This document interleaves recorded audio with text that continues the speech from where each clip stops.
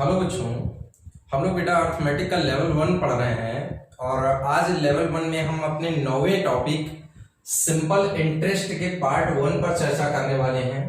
आप सभी लोगों ने पिछले क्लास की वीडियो को अच्छी तरीके से देख लिया होगा और जिसमें से मेन तरीके से आप लोगों ने परसेंटेज का वीडियो अच्छी तरीके से देख लिया होगा। अगर आपको परसेंटेज बहुत अच्छे तरीके से बच्चों तैयार हो गया है तो फिर सिंपल इंटरेस्ट समझने में आपको कोई दिक्कत नहीं आने वाली। साधारण ब्याज का टॉपिक एक तरीके से पूरा का पूरा प्रतिशत पे ही बेस करता है। जब आपको प्रतिशत अच्छे तरीके से आता होगा तो साधारण ब्याज आपके लिए बेहद आसान टॉपिक है। तो आज हम लोग बच्चों स्टार्ट करते हैं साधारण ब्याज। हाँ तो बच्चों, अब हम इस टॉपिक को 4 नॉर्मल प्रश्नों से शुरू करते हैं। कहने के लिए नॉर्मल है, लेकिन कई बच्चे इन प्रश्नों को भी लगाने में परेशान हो जाते हैं या कई बच्चे लगा भी नहीं पाते हैं। तो आप देखिएगा इन प्रश्नों को आप किस तरीके से लगाएंगे, बड़े ही आसान तरीके से। मैंने आपको पहले ही बताया, अगर आपको प्रतिशत अच्छी तरीके से आता है तो ये टॉपिक आपके लिए बेहद आसान है। जरा बच्चों गौर करिए, यहां पर कह रहा है कि 4600 रुपए का 5% साधारण ब्याज दर से 3 वर्ष का ब्याज ज्ञात करो। एक छोटे से प्रश्न से बात शुरू करते हैं। तो सबसे पहले बच्चों हम लोगों को 4600 रुपए का 5% निकालना आना चाहिए। तो देखो, मैंने आपको परसेंट निकालने का एक बहुत अच्छा तरीका सिखाया था कि आप जीरो की काउंटिंग करना बंद कर दो। जब आप 5% निकालेंगे तो 2 जीरो ऑटोमेटिक कम हो जाएंगे। ठीक, 5 छक्का 30 का जीरो आया, 3 आपका कैरी आउट हो गया, 5 चौको 20 और 20 और 3 23, मतलब 230 रुपए। एक बात बताइएगा, 4600 रुपए का 5% आपका 230 रुपए आया, लेकिन बेटा ये 230 रुपए जो ब्याज है वो 1 साल का है। लिखा 4600 रुपए का 5% साधारण ब्याज दर से 3 वर्ष का ब्याज हमें बताना है। तो ये तो 230 रुपए जो ब्याज बना ये बेटा आपके 1 साल का ब्याज बना।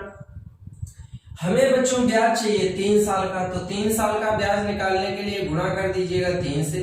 जैसे ही आप 3 से गुणा करेंगे तो 23 × 69 मतलब 690 रुपए, और ये बच्चों आपका हो गया आंसर। तो इस तरीके से अगर कोई नॉर्मल प्रश्न आता है तो आप बेहद आसान तरीके से कर सकते हैं। सबसे पहले बच्चों आप कोई भी सवाल लगाया करो, आप 1 साल का ब्याज निकाल के रखा करो, तब आप सवाल में आगे बढ़ा करो। ठीक है बच्चों। अब देखिएगा बच्चों, हम दूसरा प्रश्न आपको बताते हैं। देखिएगा, 12,000 रुपए का 4.5% दर से 2.5 साल का ब्याज बताना। तो सबसे पहली समस्या तो हमारे सामने ये है कि 12,000 का हम लोग 4.5% निकालें। अब कई लोगों को 4.5% निकालने में दिक्कत आएगी, तो हम उन बच्चों को तरीका बताते हैं कि आप कैसे सवाल को लगाएंगे तो आपका सवाल आसान बन जाएगा। जरा गौर करिएगा, आपको तरीका बताते हैं। सबसे पहले तो आप इसे 2-3 तरीके से सोच सकते हो। सबसे पहले आप कैसे सोचोगे वो तरीका मैं आपको बता रहा हूं, कैसे आप नॉर्मली सोचोगे। देखो बच्चों, वैसे तो हम 2 जीरो हटाते थे, लेकिन इस बार हमारे प्रतिशत में भी दशमलव है, तो इस बार आप 3 जीरो अलग कर लो, तो 3 जीरो अलग हो गए। अब 12 गुणा 45 कर लीजिएगा। जब गुणा करेंगे तो 12 पंचे 60 का जीरो आएगा, हासिल 6, और 12 चौको 48 और 6 54, मतलब 540। ये 540 रुपए 1 साल का ब्याज बना। ठीक, इस तरीके से आप सोच सकते हैं। तो ये 540 1 साल का ब्याज बना। हमें बच्चों ब्याज देना है कितने साल? 2.5 साल। तो 2.5 साल का ब्याज निकालने के लिए यहां पर आप क्या कर सकते हैं, गुणा 5/2। जैसे ही आप गुणा करेंगे तो 2 से काटिएगा, ये आपका 270 बार कट जाएगा, और गुणा कर लीजिएगा। जब गुणा करेंगे तो जीरो आएगा, 5 7 35 का 5 आएगा, और 5 दूनी 10 और 3 13, मतलब 1350 रुपए आंसर बना। तरीका आपको क्लियर हुआ कि किस तरीके से आप इस सवाल को लगा सकते हैं। ठीक है बच्चों। अब देखिएगा, अगला सवाल आपके सामने जो दिया हुआ है वो मैंने किस तरीके से दिया हुआ है। 6,000 रुपए का 7% साधारण ब्याज दर से 8 मास का साधारण ब्याज है।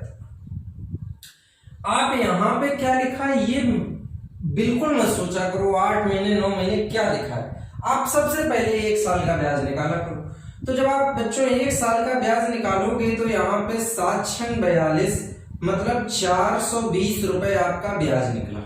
ठीक, देखो मैं आपको बार बार कह रहा हूं कि जब भी किसी भी संख्या का प्रतिशत निकाला जाता है तो 2 जीरो अपने दिमाग में कम कर लो।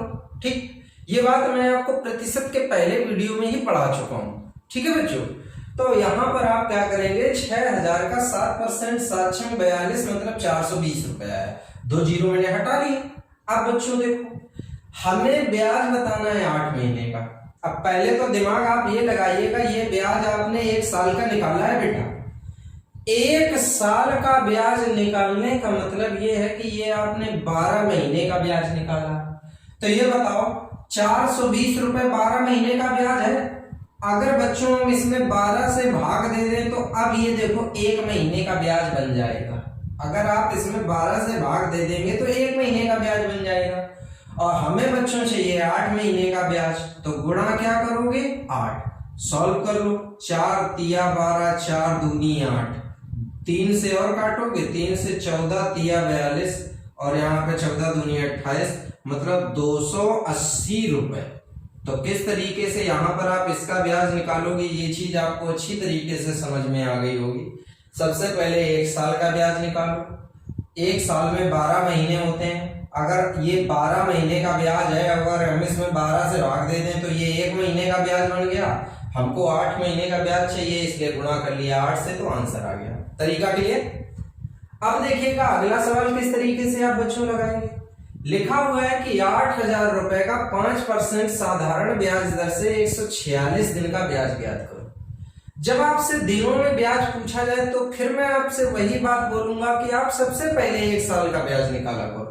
तो 8000 का 5%, 8 पंचे 40 मतलब 400 रुपए। ठीक है बच्चों, 400 रुपए बने।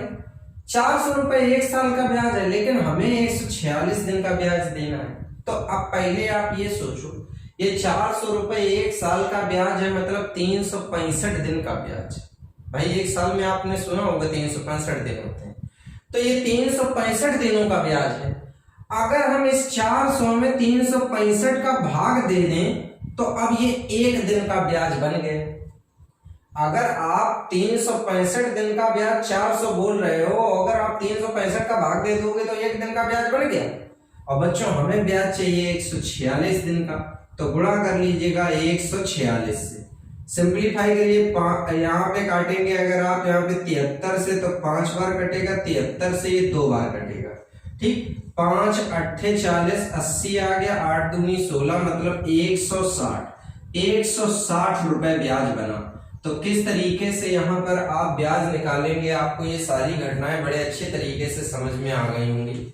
आपने एक विशेष बात गौर की होगी कि मैंने कोई भी प्रश्न लगाने से पहले सबसे पहले ये पता किया कि 1 साल का ब्याज कितना होता है। उसके बाद प्रत्येक प्रश्न का सॉल्यूशन आप लोगों को दिया। आप इन सभी प्रश्नों को अच्छी तरीके से नोट कर सकते हैं और समझ सकते हैं। अब मैं आपको अगले प्रश्न बताता हूं। हाँ तो बच्चों, अब जरा इन प्रश्नों को देखिएगा कि ये प्रश्न किस तरीके से आप एग्जाम में करेंगे। बड़े ही आसान और बड़े ही इंपॉर्टेंट प्रश्न है। मैंने कहा आसान भी है और इंपॉर्टेंट भी है, तो अच्छे तरीके से समझ लीजिएगा, आपके एग्जाम में बहुत ये हेल्पफुल हो जाएंगे आपके लिए। जैसे कि ये प्रश्न दिया गया है, साधारण ब्याज की वार्षिक दर 10% से 12.5% हो जाने पर किसी व्यक्ति की आय 1250 बढ़ जाती, तो व्यक्ति का मूलधन याद करो। अब बड़े लॉजिकली आप सोचिए, एक बात बताओ, जो आय होती है वो हमारे ब्याज पर निर्भर करती है और ब्याज की दर पर निर्भर करता है।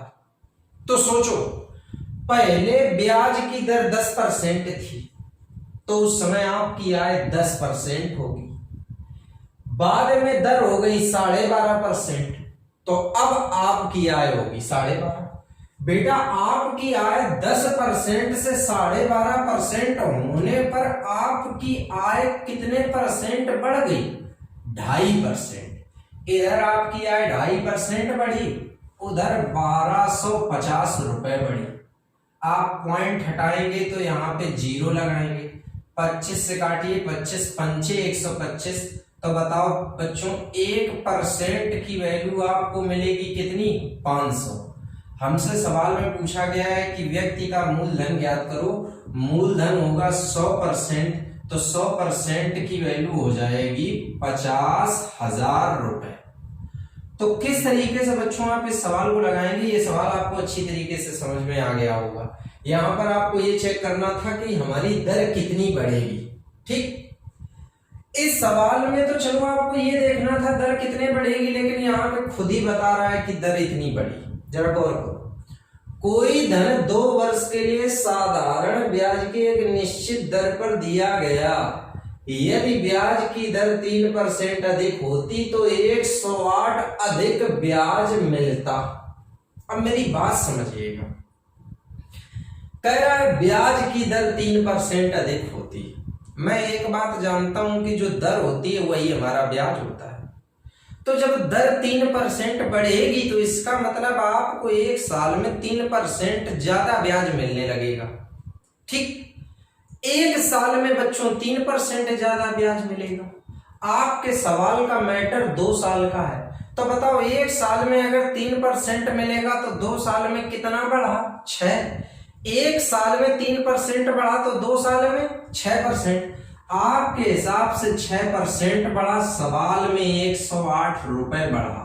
6 से काटिएगा, 6 एकम 6, 6 अट्ठे 48, तो 1% की वैल्यू, 1% की वैल्यू आपको कितनी मिली, 18। आपको मूलधन ज्ञात करना है तो 100% की वैल्यू हो गई 1800 रुपए। ये बच्चों हमारा आंसर हो गया। तो किस तरीके से आप ये दोनों सवाल एग्जाम में अगर आपको मिलते हैं तो लगाएंगे, ये बात आपको अच्छी तरीके से समझ में आ गई। इनको अच्छे तरीके से तैयार कर लीजिएगा। मैंने आपसे पहले ही कहा बेहद आसान और बहुत इंपॉर्टेंट। ठीक है बच्चों, अब जरा इस सवाल को देखिएगा कि ये दोनों प्रश्न आप किस तरीके से लगाएंगे। बच्चों जरा ध्यान दीजिएगा, जैसा कि बेटा आपको इसमें बताया गया है कि 2400 रुपए का किसी निश्चित ब्याज दर से 4 वर्ष का मिश्र धन 3264 रुपए हो जाता है। ब्याज की दर में 1% की वृद्धि करने पर इसी धन राशि का उतने ही समय का मिश्र धन कितना होगा। देखो बच्चों मेरी बात को आराम से सुनो, चाहे ये सवाल हो चाहे ये सवाल, ये दोनों ही एक ही सवाल है, बस डिजिट बदल दिए हैं मैंने। अगर ये सवाल कभी भी आपके सामने पेपर में आते हैं तो जो लोग इनको प्रॉपर तरीके से लगाते हैं उनका पहले तरीका सुन लो। वो लोग करते क्या, वो क्या करते हैं, 2400 रुपए मूलधन और 3264 रुपए मिश्र धन से पहले निकालते हैं ब्याज। ठीक, और वो ब्याज जो निकलता है वो 4 साल का निकलता है। फिर वो उस ब्याज में 4 का भाग देते हैं, 1 साल का ब्याज निकालते हैं। फिर उस 1 साल के ब्याज को दर में बदलते हैं। ठीक, फिर जब वो दर निकाल लेते हैं बेटा, फिर उस दर में क्या करते हैं, यहाँ पे 1% की जो वृद्धि हुई है वो 1% उसमें जोड़ते हैं। फिर जो नई दर आती है उस दर के हिसाब से फिर वो 2400 रुपए से 1 साल का ब्याज निकालेंगे, 4 का गुणा करके 4 साल के ब्याज में बदलेंगे, फिर उसको मूलधन में जोड़ेंगे, तब उनका नया मिश्र धन मिलेगा। सोचो बच्चों, मुझे बताने में, जब मैंने ये बात बताई है तो बताने में इतना समय लगा, तो लगाने में कितना समय लगेगा। एटलीस्ट आप मान के चलिएगा कि 1 या 2 मिनट तो कंफर्म बोल रहा था ले ही लेगा। ठीक है, सवाल लगाने में। लेकिन अगर आप इस सवाल में 2 मिनट ले लेंगे तो फिर बाकी एग्जाम में और सवालों को लगाने में तो फिर आप बहुत परेशान हो जाएंगे, या हमें इतना समय ही नहीं मिलता है कि पेपर में हम किसी सवाल में 2 मिनट का समय दें। हमें ये सवाल जल्दी लगाना है तो तरीका सीखना होगा। अच्छा जरा गौर करिए, आप सिर्फ लॉजिकली विचार करिएगा। एक बात बताओ, इस सवाल में सिर्फ किस चीज में परिवर्तन किया गया, तो पता चला कि ब्याज की दर 1% बढ़ रही है। जैसे ही ये बात मैं इस सवाल में पढ़ता हूं कि ब्याज की दर 1% बढ़ रही है, तो तुरंत मेरे दिमाग में एक बात का मैसेज आता है कि अगर ब्याज की दर 1% बढ़ रही है तो हमारे सवाल में 1% कितना होगा। तो सबसे पहले जैसे ही मैंने देखा तो 2400 रुपए का 1% बना 24 रुपए। बच्चों गौर करना, 2400 रुपए का 1% बना 24 रुपए। कहने का मतलब ये है कि 1% की वृद्धि होने पे 24 रुपया ब्याज ज्यादा मिलेगा। भाई जो पहले ब्याज मिलता था वो तो मिलेगा ही मिलेगा। जब ब्याज की दर 1% बढ़ जाएगी तो 24 रुपए ज्यादा ब्याज मिलेगा। 24 रुपए बेटा 1 साल में ज्यादा ब्याज मिलेगा। यहां 4 साल का मैटर है तो 4 वर्ष का अगर हम देखें तो 4 वर्ष में 96 रुपए ब्याज बढ़ गया। एक बात बताइएगा बच्चों, इस 1% की वृद्धि की वजह से जो पैसा हमें पहले मिलता था अब उस पैसे में कितनी और ज्यादा बढ़ के मिलेगा, 96 रुपए ज्यादा बढ़ के मिलेगा। तो बच्चों एक बात बताओ, 3264 रुपए तो आपको पहले से ही ब्याज मिलता था, अब 96 रुपए और ब्याज मिलेगा। तो इसका मतलब नया मिश्र धन अगर देखेंगे तो 6 4 10 का 0 9 6 15 1 16 का 6 3 3, मतलब अब आपको नया मिश्र धन मिलेगा 3360। तो आपको इस सवाल को लगाने के लिए बस एक ही बात का याद रखना है कि जो ब्याज बढ़ रहा है आप उतना पहले 1 साल का ब्याज निकालिए, फिर जितने साल की बात कर रहा है उस ब्याज को उतने साल में बदल लो, और उस ब्याज को जो आपका एक्स्ट्रा ब्याज निकला है उस एक्स्ट्रा ब्याज को अपने पुराने वाले मिश्र धन में जोड़ दोगे तो आपका नया मिश्र धन बन जाएगा। तरीका आपको क्लियर हो गया। इधर देखिएगा अगला सवाल, साधारण ब्याज की दर से 2000 रुपए की राशि 2600 रुपए 5 साल में हो जाती है अगर ब्याज की दर 3% बढ़ोतरी हो जाए।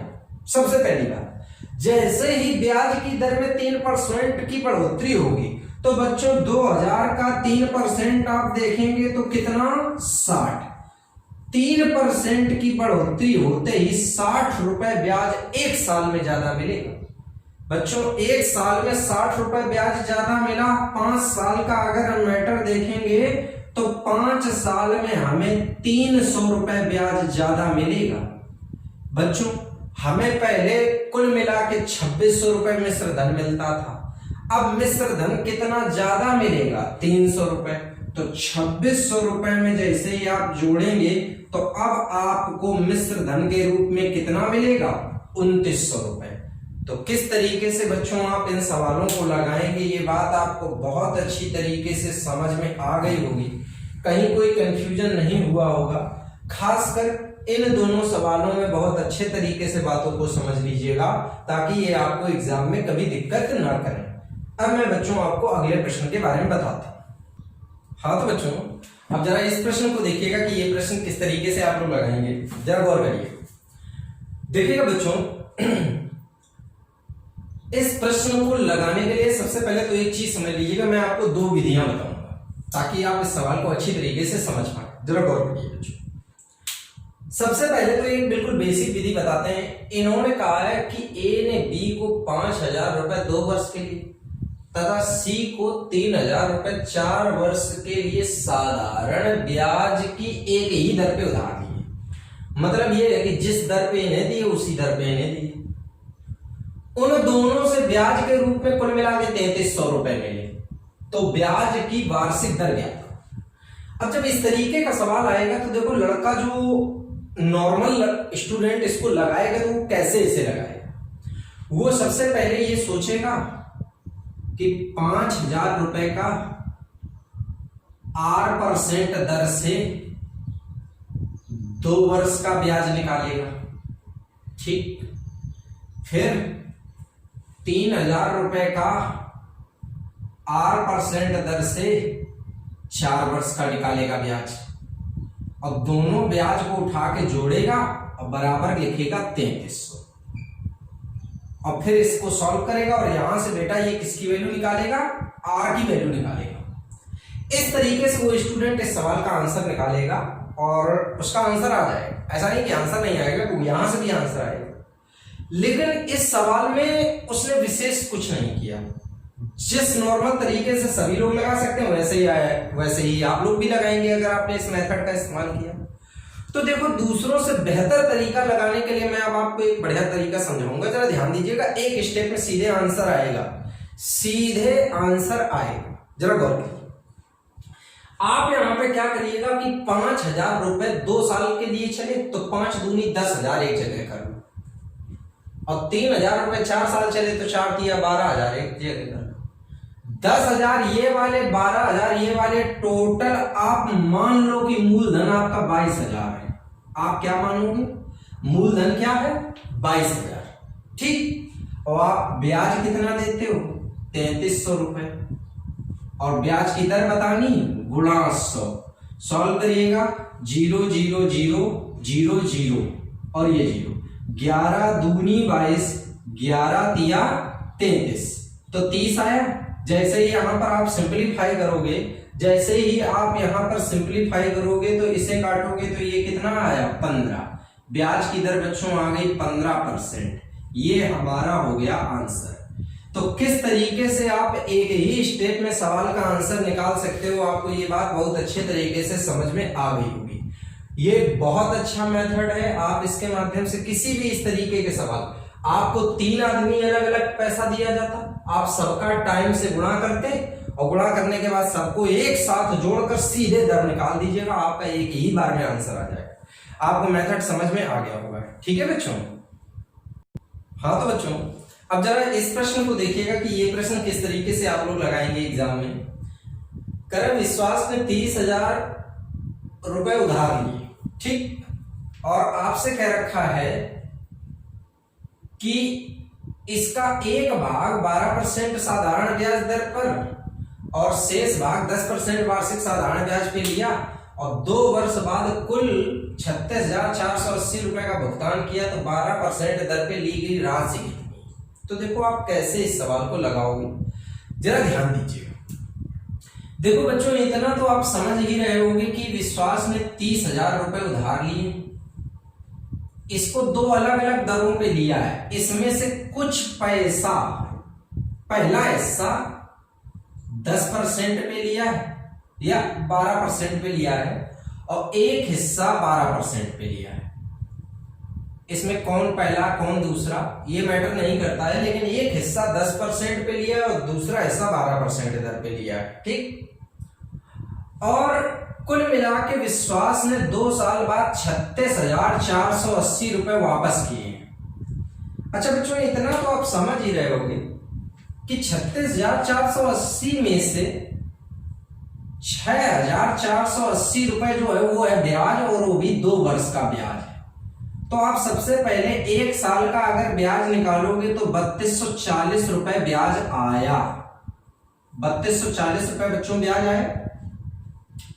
अब हमें ये बताना है कि 12% की दर पे कितना पैसा लिया गया। तो देखो आप यहां पे क्या कर सकते हो वो चीज मैं आपको समझाता हूं, जरा ध्यान दीजिए। आप देखो एक हिस्सा 10% पे लियो, दूसरा हिस्सा 12% दर पे लियो, तो इस 12% को आप ऐसे लिख लो 10% प्लस 2%, ठीक। अब थोड़ी देर के लिए आप इस 2% पे गौर मत करो। आप ये देखो कि मान लो पूरा पैसा, मतलब दोनों हिस्से कुल मिला के आपके 10% दर पे ही लिए गए। अच्छा बच्चों ये बताओ अगर दोनों हिस्से मतलब 30,000 रुपए पूरा का पूरा 10% दर पे लिया जाए तो बच्चों आपका ब्याज बनेगा 3,000 रुपए। मतलब पूरे पैसे पर बनने वाला जो ब्याज है वो आपका 3,000 रुपए आएगा। लेकिन गौर करिए बच्चों आपके 1 साल का ब्याज कितना है 3240। तो जब आप 3,000 रुपए यहाँ पे रखेंगे और यहाँ का ब्याज 3240 है तो 240 रुपए एक्स्ट्रा ब्याज दिख रहा। अब दिमाग में आपके ये आएगा कि ये भाई 240 रुपए एक्स्ट्रा क्यों हो गए, तो मुझे याद आया कि ये जो दूसरा वाला अमाउंट है इस पर 2% तो हमने काउंट ही नहीं किया। तो बच्चों गौर करो दूसरे वाले अमाउंट का 2% आपको दिया गया है कितना 240, तो दूसरा वाला अमाउंट यहां पर कितना है 12,000 रुपए। इसका मतलब बच्चों ये 12% के दर पर दिया गया अमाउंट कितना है 12,000 रुपए। आपको बहुत अच्छी तरीके से ये तरीका क्लियर हो गया होगा किस तरीके से आपको ये सवाल लगाना है, ये बात आपको अच्छी तरीके से समझ में आ गई होगी। ठीक है बच्चों, अब मैं आपको इसी कैटेगरी का एक सवाल और बताता हूँ। हाँ तो बच्चों, अब जरा इस प्रश्न को देखिएगा कि किस तरीके से आप इस प्रश्न को लगाएंगे। देखिएगा, मैंने आपको सेम इसी पैटर्न पे एक पिछला प्रश्न बताया और ये प्रश्न भी आप गौर से देखिएगा, फिर से देखिएगा, बड़े आराम से देखिएगा। एक महाजन एक ग्रामीण को 4000 रुपए 3 साल के लिए उधार देता है। इसके कुछ भाग पर साधारण ब्याज की दर उसने 10% वार्षिक और शेष भाग पर यह दर 12% वार्षिक है और 3 वर्ष बाद उसे कुल मिला के 5350 रुपए प्राप्त हुए, तो उसने 12% ब्याज दर पर कितनी राशि दी। तो आप लोग बच्चों यहाँ पे समझ गए होंगे कि उसने इस 4000 रुपए को 2 हिस्सों में इस आदमी को दिया है। एक हिस्से पे 10% दर लेगा, लेकिन दूसरे हिस्से पर 12% दर लेगा। जरा गौर करिएगा, 12% को इस बार मैं पहले से ही आपके सामने इस तरीके से लिख दे रहा हूं, 10% प्लस 2%, क्योंकि ये 12% है। ठीक है बच्चों, अब अगली बात यहां पर आप लोग ये समझ लीजिएगा कि इसने सेकंड कंडीशन में ये बात बोली है कि कुल मिला के उसे 3 साल बाद 5350 रुपए मिले। अब आप गौर करिएगा, 4000 रुपया लिए थे, 5350 रुपए इसको मिले, तो कहने का मतलब ये 1350 रुपए जो है वो क्या है, ब्याज है। और ये ब्याज है 3 साल का, तो बच्चों यहाँ पे भाग देंगे तो आपका आएगा 450 रुपए 1 वर्ष का ब्याज। ठीक, 450 1 साल का ब्याज आया।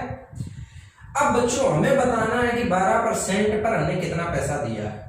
तो आप लोग एक काम करिए, थोड़ी देर के लिए भूल जाइएगा कि कोई 12% पे आपने पैसा ही दिया। आप इस वाले पैसे और इस वाले पैसे को, दोनों पैसों को मान लीजिएगा कि दोनों ही हिस्से 10% पे दिए। अब बच्चों अगर दोनों हिस्से 10% पे दिए होते तो 4000 का 10% अगर आप देखेंगे तो आपको 400 रुपए ब्याज मिलना चाहिए। आपको 400 रुपए ब्याज मिलना चाहिए, लेकिन वास्तविकता में बच्चों जब आप देखेंगे तो 450 ब्याज मिल रहा है। मतलब कितना ब्याज एक्स्ट्रा मिला, 50।